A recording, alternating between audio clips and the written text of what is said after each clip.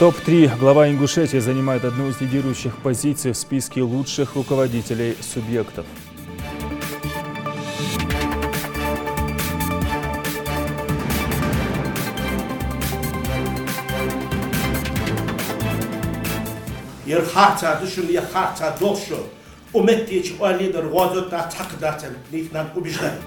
Смертоносная идеология. Почему молодые люди попадаются в сети бандитов и как с этим бороться? Ответы на эти вопросы искали на сходе жителей Карабулака.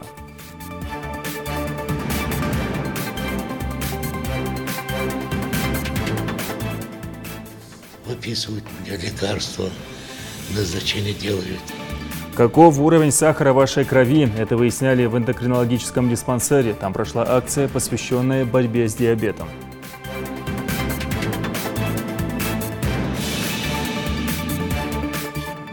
Отклонений от строительных нормативов нет, все по проекту, по ГОСТу. В рамках соглашения между Ингушетией и Роснефтью в Магасе ведется строительство Ледового дворца. Сроки сдачи объекта выяснял наш корреспондент. Чайковский, Моцарт, Бах и Штраус. Музыка играет в течение 3 часов. Именно столько длится процесс дойки. Польза от музыки есть. Во всяком случае, на качество продукции предприятия «Молоко Ингушетии» она влияет положительно.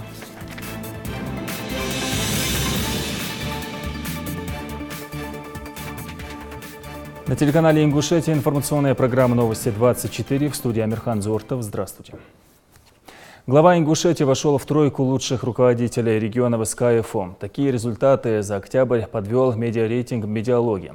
А в списке губернаторов и глав субъектов России Юнусбек Евкуров прибавил 16 пунктов и теперь занимает 36-ю строчку. Напомню, что медиаиндекс разработан специалистами компании «Медиалогия» совместно с учеными, математиками и аналитиками масс-медиа для оценки информационной ситуации, сложившейся вокруг изучаемого объекта. Система оценивает общий уровень благоприятствования информационной среды за определенный период времени. Чем выше значение медиаиндекса, тем более позитивно и выгодно представлен объект в материалах СМИ.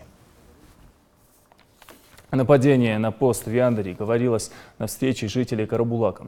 Все, кто лично знал молодых людей, совершивших это преступление, не могут понять мотивы, побудившие их к таким действиям. Это вызывает у жителей большую тревогу, ведь от смертоносной идеологии не защищен никто, даже если человек вырос в благополучной семье и вел правильный образ жизни. Из Карабулака Индира Манкиева. Религиозные деятели, депутаты местного самоуправления, молодежь, учителя, представители полиции, да и простые жители снова собираются в одном зале. Инцидент, произошедший на посту Яндере, и причины, приведшие к трагедии – это тема, которую обязаны поднимать на каждом сходе. Оба нападавших из Карабулака, многим из сидящих здесь знакомы, воспитанные, полные сил молодые люди, поступок которых многих поверг в шок и оставил без ответов на столько вопросов. У одного из них остались жена и маленькая дочь. 3 месяца дочка родилась у него. В сентябре Хазнани Орцин. Брат есть, который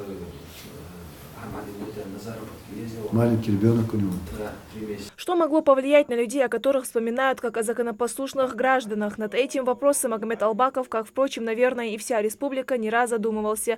Но вразумительного ответа никто дать не может. Почему именно он совершил это, можно сказать, нападение? Все это сейчас органами власти, управления органов внутренних дел полностью это все устанавливается. Все идет из дома. Фраза, ставшая в последнее время уже расхожей в нашей республике. Ведь сложно не заметить, в каком настроении приходит или уходит из дома ребенок, говорят на встрече. Увидев, что их что-то беспокоит, надо обязательно поговорить об этом, вне зависимости от возраста, объяснить, что плохо, а что хорошо. Все начинается с матери и с отца. Вот там воспитывается человек. Потом в школу. Надо в школе работать. И общественный совет, и депутаты.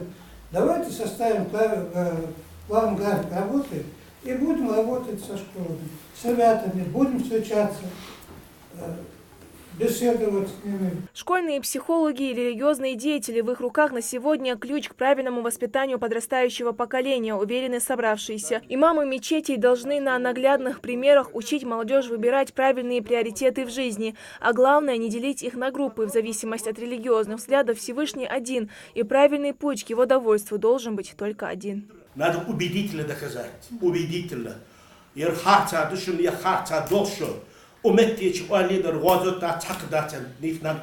Подобные встречи продолжаются по всей республике. Профилактика – лучший способ предотвратить повторение подобных трагедий и воспитать молодежь в правильном направлении. Индира Манкиева, Рамзан Миржоев, Новости 24. В Минобре России рассматривает вопрос разработки программы подготовки педагогов по оказанию первой медицинской помощи детям, страдающим от сахарного диабета. Об этом заявил директор Департамента госполитики в сфере защиты прав детей Минобрнауки Евгений Сильянов на пресс-конференции, посвященной проблемам детского сахарного диабета. Согласно представленным результатам исследования Совета при правительстве, почти 26% родителей, принимавших участие в опросе, получали отказ в приеме ребенка в школу или детский сад из-за того, что тот страдает сахарным диабетом. Ранее этот вопрос поднимался на Совете по попечительству при вице-премьере Ольге Голодец. Соответствующий план на 2018-2020 годы уже разработан. В ближайшее время он будет согласован со всеми ведомствами и внесен на утверждение в Кабинет министров. Также сообщается, что в дальнейшем появится специальный портал для родителей по всем проблемам. Правильное питание при сахарном диабете необходимо. По словам медиков, не все люди, страдающие этой болезнью, считают нужным соблюдать специальную диету. Некоторым приходится напрочь отказываться от сладкого. Да, это сложно, но жизнь слаще, чем шоколад или торты, поэтому к советам врачам стоит прислушаться. Проверить уровень сахара в крови смогли посетители эндокринологического диспансера. На акции, посвященной борьбе с диабетом, побывала Рина Цычева. Почему такой высокий сахар? А подколку вы делали сегодня? Да.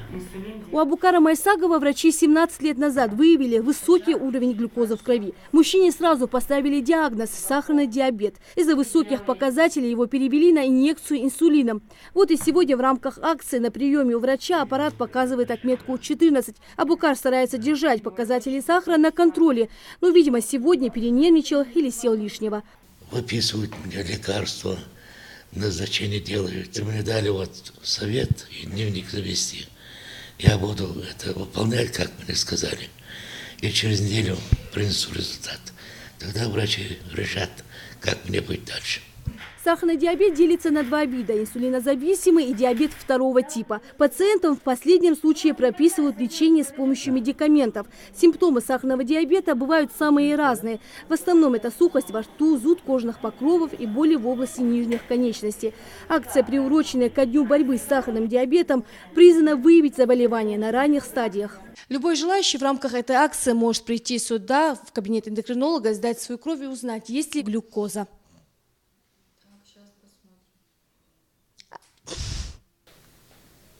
Так, все.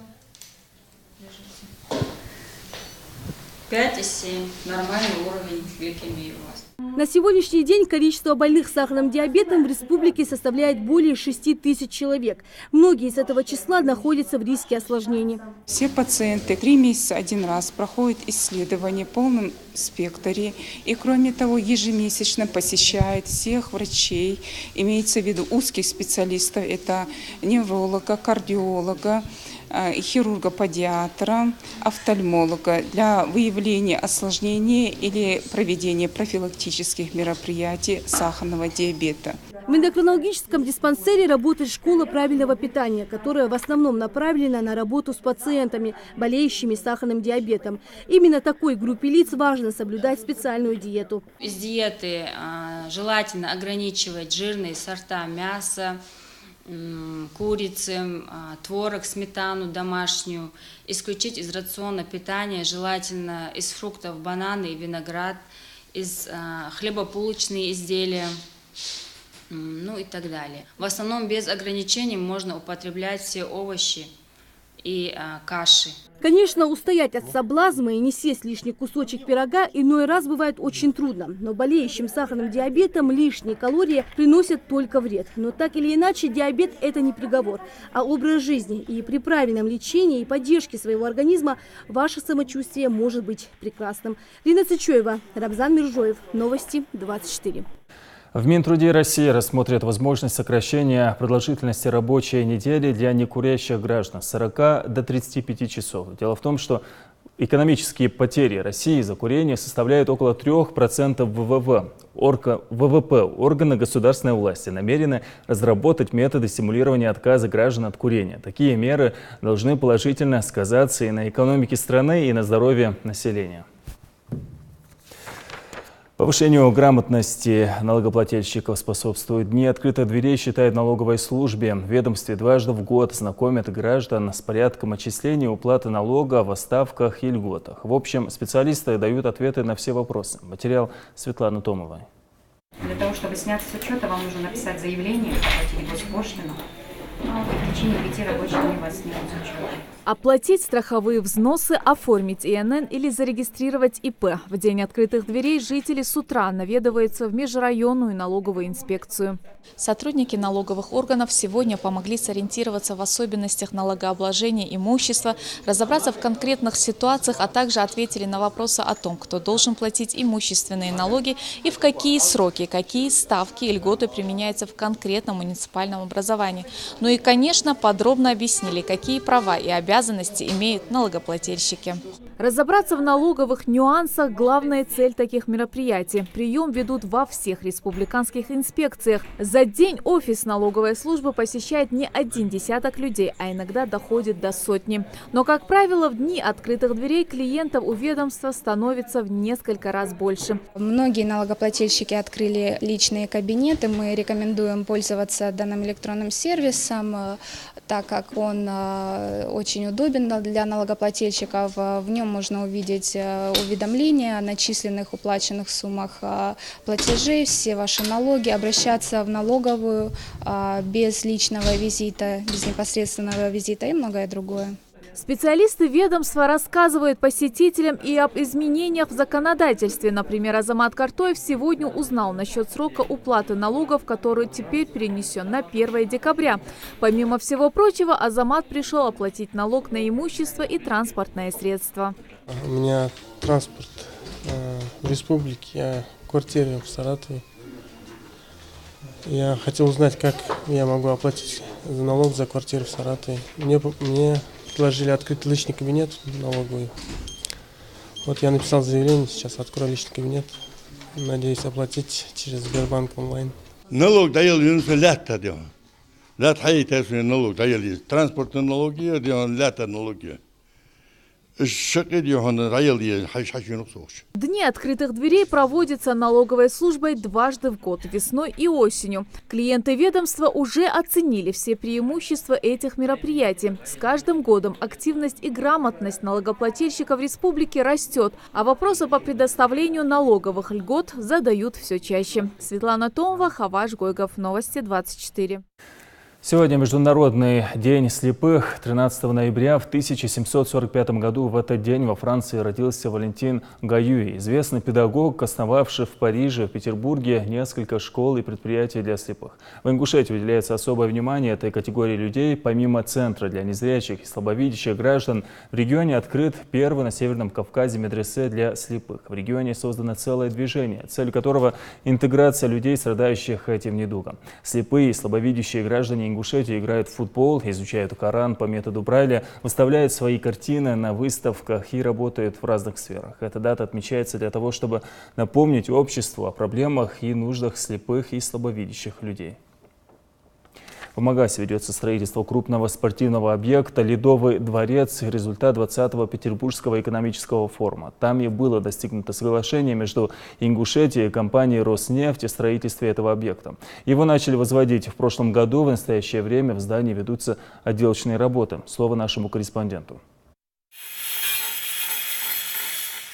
Самое пристальное внимание на этом объекте приковывает центральная арена, которая в полной мере оправдывает свое название. Сейчас здесь заняты отделочными и монтажными работами. Бригады трудятся на объекте днем и ночью, нужно успеть закончить срок. У каждого строителя своя задача. В основном отделочные работы, фасад.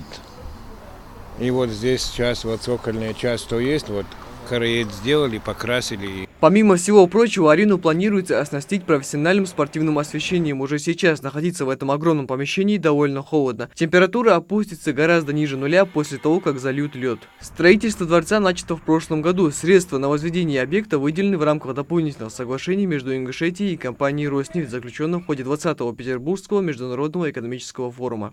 На данный момент у нас где-то человек 30 здесь работает. Ведутся отделочные работы, основная работа закончена, отклонений от строительных нормативов нет, все по проекту, по ГОСТу. Нарушений, в принципе, никаких нет. Электричество, вентиляция и отопление здесь уже провели. Осталось самое важное – заморозить воду, нанести специальную разметку для игрового поля и установить заграждение. После чего можно уже принимать команды хоккеистов и их болельщиков. По словам прораба, для строительства используют только высококачественные конструкции из металлотентового материала, который отличается высоким качеством и долговечностью. Кстати, это здесь далеко не единственный зал. Здесь будут раздевалки и столовая, спортзалы. Именно будет спортзал для бокса, непосредственно там будет вести тренерскую работу наш олимпийский чемпион Рахим Чахкиев, и есть зал тяжелой атлетики. Этот ледовый дворец рассчитан на 650 мест, и здесь в скором времени будет проводить тренировки и профессиональные матчи молодежная сборная команда Ингушетии по хоккею. Михаил Тангиев, Адан Далаков, Новости 24. Центр поддержки предпринимательства республики вместе с Минэкономразвития Ингушетии планирует провести итоговый практический семинар по актуальным вопросам участия субъектов малого и среднего бизнеса в госзакупках. По мнению организаторов, такие встречи необходимы, чтобы оказать предпринимателям информационную, образовательную и консультативную помощь. Пройдет форум 16 ноября в конференц-зале «Общество с ограниченной ответственностью «Спектр» в Назране». Создать более добрый и полный сочувствия мир. С таким лозунгом во многих странах сегодня отмечают День доброты. Дата этого праздника совпадает с открытием в 1992 году в Токио первой конференции Всемирного движения доброты. Идею поддержал ряд стран – Австралия, Канада, Япония, США и Великобритания. Однако, чтобы творить добро, не нужно ждать праздников. Каждый из нас на своем месте может помогать другим. Например, в рамках новостей на нашем канале уже 3 года идет рубрика «Твори добро». Герои сюжета помогают пожилым людям, малоимущим, а также тем, кто нуждается в медицинской помощи или просто во внимании. Волонтеры вместе с журналистами национального телеканала запустили «Бумеранг добра». Участвуйте в нем, и вы станете героями нашей теплой рубрики. Чудотворный спрей представила компания из Казахстана потенциальным клиентам из Ингушетии. По словам медиков, препарат способен очистить организм и восстановить поврежденные клетки. Представители компании предлагают не только приобрести лекарства, но и стать их партнерами. Все подробности у Мадины Пугоевой. Компания eLife Max представляет вниманию гостей мероприятия продукцию собственного производства, которая уже сейчас реализуется во многих странах мира. Мультивитамин, Виратрол, Виталити и Слим – 4 спрея, которые очистят организм, восстановят обмен веществ и поврежденные клетки. Пшикает его, как правило, под язык. Этот способ приема лекарственных препаратов считается одним из самых эффективных и уже давно применяется в кардиологии, при болях в сердце и высоком давлении. Они всасываются в кровь. Моментально всасывается в кровь и током крови разносится по всему организму, попадает внутрь клетки и нормализует работу клеток внутри. То есть они работают субклеточно, внутриклеточно, восстанавливают структуру клеток. То есть таким вот образом они действуют на причинном уровне. Спрей-мультивитамин, к примеру, содержит 90 активных веществ, гавайскую спирулину и хлорофилл, которые помогут восстановить и укрепить организм. Больным анемией поможет повысить гемоглобин, избавит от бессонницы, применяется при сахарном диабете, ДЦП и улучшает память. А Виратрол уничтожает раковые клетки, эффективен при варикозе, обладает противопаразитарным воздействием, используется как обезболивающее и жаропонижающее средство. И это не полный список положительных качеств, которые присущи продукции компании-представителя. На баннерах он кажется огромным, но он очень легко умещается в ладони. 29,5 мл в данном флаконе. Флакон темного цвета, он не пропускает ультрафиолетовые лучи. То есть продукт он не окисляется. Флакон очень герметично, плотно закрывается крышкой, и он очень легко транспортируется. За 8 лет своего существования продукция компании получила 1000 положительных отзывов, поскольку спрей производит исключительно на основе натуральных ингредиентов, каких-либо побочных действий он не вызывает. Эффект от его применения и полученный результат по достоинству оценили миллионы клиентов. В нашей республике компания уже приобрела довольных покупателей. К ним присоединились и гости из соседних республик. Я Аида, я из Хасавюрта. За 3 месяца, принимая наши чудодейственные спреи, я скинула около 20 килограммов. Избавилась от боли в ногах, поясница побаливала уже 2 года. Моя дочка очень сильно болела, уже подозревали на онкологию. У нее были очень воспаленные лимфоузлы. Она не могла обнять своих детей, потому что ей было больно, когда дотрагивались до нее дети. Вот, она говорит, дети на мне прыгают, на мне играются, мама, у меня нигде ничего не болит. Компания Life Max предлагает жителям республики не только приобрести их продукцию и на личном примере убедиться в ее эффективности, но и самим стать партнерами производителя. Вице-президент компании рассказала собравшимся, как заработать на реализации спрея в Ингушетии или за ее пределами, на конкретных примерах, объясняя и демонстрируя условия и правила маркетинга. Первый этап наступает, когда от 1 до 7 лет образуется вот этот фундамент, лидеры. Лидеры приходят, основатели компании. И второй этап от 7 до 17 лет в каждой компании приходят свои маркетологи. Грубо говоря, это рабочие лошадки. И третий этап от 17 лет и выше наступает, или другими словами, клиентская политика. Компания-производитель спреев из Казахстана уже приобрела в Ингушетии партнеров в лице представителей Центра красоты и здоровья. Они одними из первых попробовали эту продукцию, получили результаты, только потом начали реализовывать ее у нас в республике. Востребованность препарата, большая клиентура плюс немалый доход. Любой человек может прийти и для себя, лично для себя приобрести. То есть в зависимости от проблем, которые там у каждого человека. Там есть врачи, которые могут дать консультацию. Кстати, сейчас в настоящее время наши врачи, то есть в Ингушетии, очень многие врачи, вы, наверное, даже видите, в зале здесь присутствуют косметологи, врачи, они работают тоже с этой компанией. То есть заключили договор и работают с ними. Все желающие приобрести спрей или стать партнерами компании смогли лично пообщаться с гостями из Казахстана. А в завершении мероприятия в Доме торжеств прошел небольшой концерт и конкурс, по итогам которого участники презентации разыграли ценные призы. Мадина Пугоева, Майрбек Миржоев, Новости 24. Известный пластический хирург Константин Сулманидзе посетил Ингушетию. Он проводит операции по методу, придуманному его отцом, с помощью специальных нитей. Это позволяет сократить время проведения операции и процесс реабилитации. На сегодняшний день такой методикой в мире воспользовались более 2 миллионов раз. Слово Амине Боковой. Есть еще жировые грыжи медиальные, они находятся в середине. Если подтягивать бровь, то можно сказать, что это только половина дела, которое мы сделаем в верхней зоне лица. Поэтому в идеале, конечно, нужно подтягивать бровь и делать верхнюю блефаропластику. Попасть лично на прием к представителю династии пластических хирургов и создателю первого в мире метода подтяжки лица и тела при помощи нити Аптос Константину Сулманидзе мечтают многие. Известный хирург, который работает в клиниках в Тбилиси, Москве и Санкт-Петербурге, впервые приехал в нашу республику. В течение 2 дней Константин Сулманидзе будет проводить осмотры и малоинвазивные операции. Лица можно наполнять наполнителями различными гелями, лица можно улучшать мезотерапиями, лазерными аппаратами. А сейчас есть еще сравнительно новая техника – это нитевое омоложение. Это случается, это делается в тех случаях, когда, например, опустились мягкие ткани. С годами люди стареют, все, к сожалению, это неизбежно. И эти мягкие ткани мы подтягиваем вновь. Эта идея появилась в голове моего отца. Он придумал это 20 лет назад. Коррекция морщин, овала лица. Наибольшей популярностью среди ингушских клиентов пользуются именно омолаживающие процедуры. Впрочем, Константин Сулманидзе специализируется на более сложных процедурах, например, ринопластика. Ведь за плечами у хирурга десятки тысяч успешных операций нитями Аптос не только в России и Грузии, но и в европейских странах. Пациентке, например, 65 лет. И эта пациентка пришла ко мне, вот фотография до операции. У нее, конечно, все были показания на классическую пластическую операцию с разрезами. Это достаточно большая, объемная операция.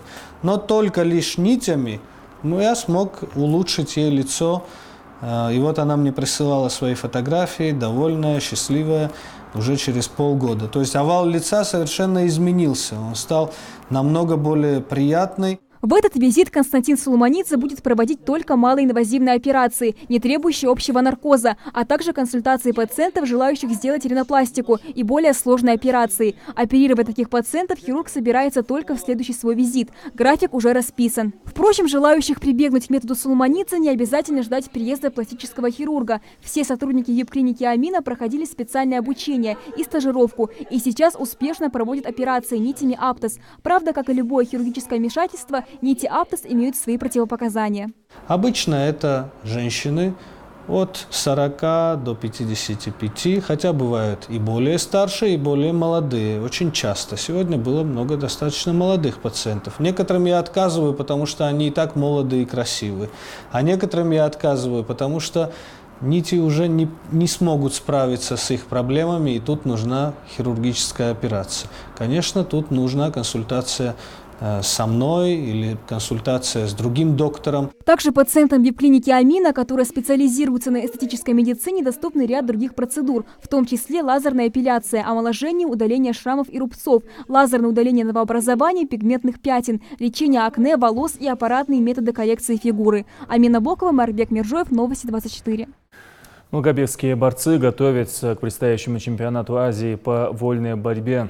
Уже через несколько дней спортсмены поедут в Дагестан, там они пройдут сбор. В феврале им предстоит выступить на чемпионате Азии, который будет проходить в Бишкеке. Эти ребята не раз выступали на всероссийских турнирах. Есть ребята, которые показали неплохие результаты на всероссийских турнирах. На международных есть у нас тоже ребята цепляются. Один спортсмен у нас всеми известный, Евлоев Муслим, он борец мирового уровня. Он показал большие результаты на международных гран-при турнирах. Высокий спрос на продукцию диктует условия развития. Молочно-мясной комплекс «Молоко Ингушетии» готовится открыть свой фирменный магазин в Карбулаке. Напомню, до сих пор реализация продукции предприятия велась в Назране и Малгобеке. Появление специализированных магазинов обусловлено популярностью ингушского бренда. В чем секрет, узнавала Залина Могушкова. Если бы знаменитые композиторы знали о том, как их музыка влияет на молоко, то, возможно, кто-нибудь да и посвятил бы одну из своих композиций этим созданиям. Однако это не мешает коровам наслаждаться настоящей классикой. На карусельной установке под звуки музыкотерапии они плавно перемещаются, будто на льду.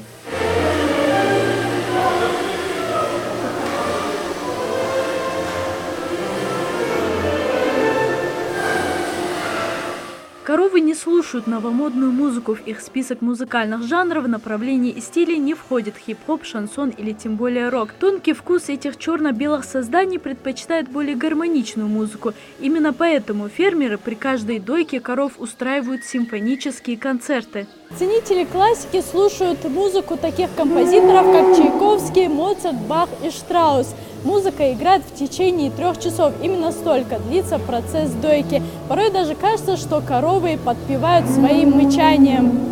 Со стороны все смотрится очень забавно и смешно, однако эта методика давно применяется на практике по всему миру. Она действительно работает. Слушая музыку, корова более спокойно, расслаблена, ее не пугает ни шум, ни резкие движения. Ведь от полученного стресса напуганная корова не сможет дать ни капли молока. Скептическую улыбку с лица стирают, как всегда, отрезвляющие цифры. Так что, кто знает, может и ваша корова порой нуждается в Чайковском. Допустим, вот у нее удой среднесуточный 30 литров, допустим. Если она будет заходить, вот музыки не будет, она будет заходить, пугаться, стресс будет. Но она может до 50% молока не отдать в этой ситуации. Значит, мы уже литров 15 с нее недополучим. А это если по стаду в общем, это ощутимая цифра получается. Музыка благотворно влияет не только на удой, но и в целом на общее состояние коровы. Да и коллективу так работать даже веселее. Несмотря на то, что комплекс практически автоматизирован, без традиционных доярок дойкой не обходится. Аша Тхамхоева хоть и не доит сама, но контролирует весь процесс. Как они только зайдут, мы их обрабатываем вымечкой теплой водой.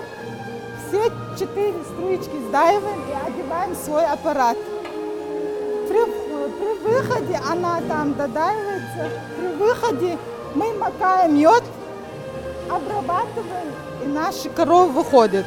Они иногда могут капризничать, а так большинство нет. Они у нас очень приятные коровы.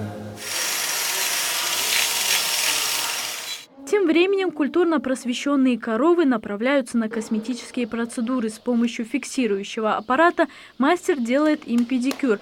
Процесс не самый приятный, но подобные жертвы не для красоты. Профилактическая обрезка копыт и их чистка позволяет избежать появления различных заболеваний. Это вот копыта отрастает, она может вот таких размеров отрасти. То вот эта вот часть обтирается. Или же вот эта вот часть, вот тут треск идет какой-то, ломается копыта, и автоматически вот живая ткань, рана. Опять же. А и при этом, если вот не чистить копыта, бактерия, которая вот сюда вот примерно вот попадает бактерия, тоже вот начинается гноение ноги. Кроме того, условия в комплексе позволяют коровам самим ухаживать за собой. Например, они периодически окунают свои копыта в ванночки со специальным защищающим раствором, а автоматические чесалки делают массаж и очищают кожу. Подобная забота вкупе с питательной кормовой базой позволяет добиться интенсивного производства молока и воспроизводства стада. На сегодняшний день основное стадо в молочно-мясном комплексе состоит из 830 голов крупнорогатого скота. Молодняк составляет более 300 голов и до года более 100 голов. Ежемесячно в комплексе появляется от 35 до 40 телят. Поточно-цеховая система замкнутого цикла позволяет получать молоко круглый год. Мы достигли показателя уровня средней продуктивности, надой среднесуточный удой на фуражную корову у нас составил 27 литров. То есть за воловой надой за год у нас составил 5 миллионов 730 тысяч литров молока. В этом году мы планировали получить 6 миллионов 400 тысяч литров молока. И примерно мы на этот показатель выйдем в этом году. У коров здесь протекает полноценная насыщенная жизнь. Они рождаются, взрослеют, начинают работать, порой ссорятся и мирятся, как люди. Буйным коровам даже обрезают рога, чтобы они никому не навредили. Так что вполне справедливая судебная система здесь тоже существует.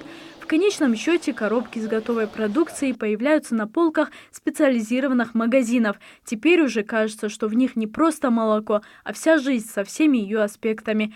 Залина Магушкова, Гапур Чехкиев, Новости 24. Разборки на дороге. Житель расположенного в Китае Хайсе-Монголо-Тибетского автономного округа заснял на видео драку двух крупных сурков, решивших выяснить отношения посреди оживленной трассы.